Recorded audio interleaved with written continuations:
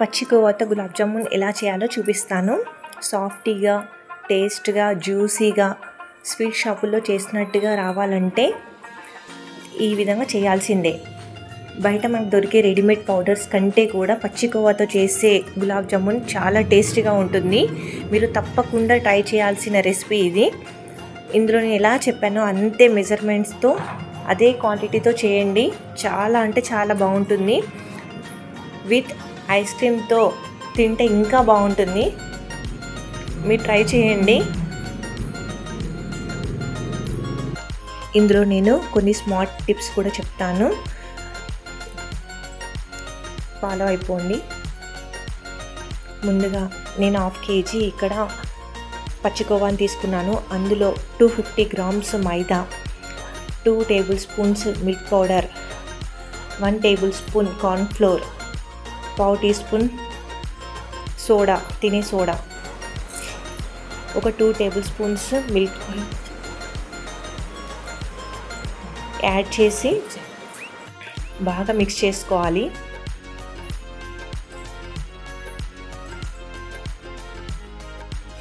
ఈ మిక్స్ చేసుకున్న మిశ్రమాన్ని బాగా మంచిగా కలుపుకోవాలి. మంచి టెక్స్చర్, సాఫ్ట్ టెక్స్చర్ వచ్చేలాగా. మనం గులాబ్ జామున్ చేసినప్పుడు విరిగిపోకుండా మంచిగా సాఫ్ట్గా రావాలంటే, మంచిగా టేస్ట్గా రావాలంటే కార్న్ఫ్లోర్ తప్పకుండా యాడ్ చేయాలి. ఇలా కలుపుకున్న మిశ్రమాన్ని ఇలా రౌండ్గా, ఎలాంటి పగుళ్ళు లేకుండా సాఫ్ట్గా ఇట్లా రౌండ్ చేసుకొని ఉండలు చేసుకొని ప్లేట్లో పక్కన పెట్టుకోవాలి.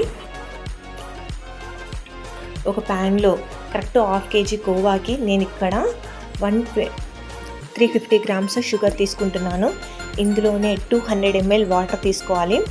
దీన్ని తీగ పాకం వచ్చే వరకు మంచిగా కరిగించుకోవాలి షుగర్ని.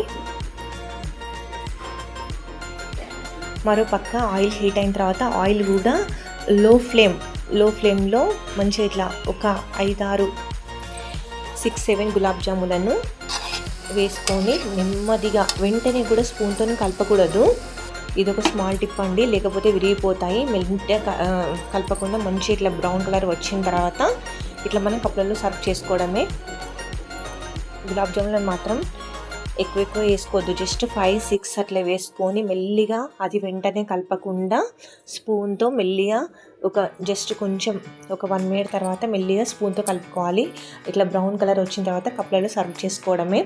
దీంతో కాంబినేషన్గా మనం ఐస్ క్రీమ్తో తింటే టేస్ట్ మాత్రం అల్టిమేట్ అండి.